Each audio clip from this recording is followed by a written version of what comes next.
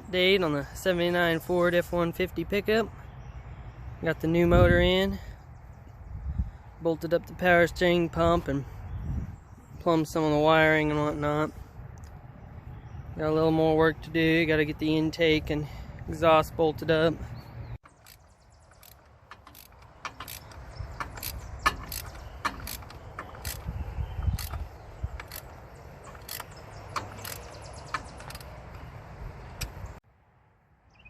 Alright, got the intake and exhaust manifolds bolted up.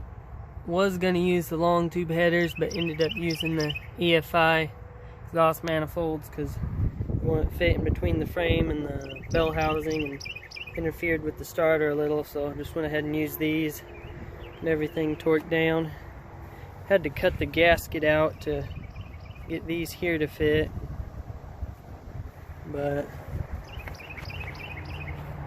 still got a little more work to do. Got to weld up a bracket for thing that bolts here and to actuate the clutch.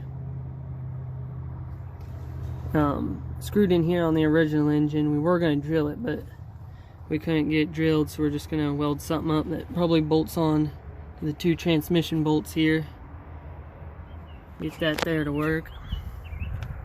And then we putting the front clip on, putting radiator and coolant back in it, and a little bit of oil, and then try to start it.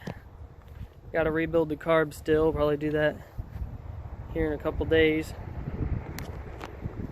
But right now, this here's where we are.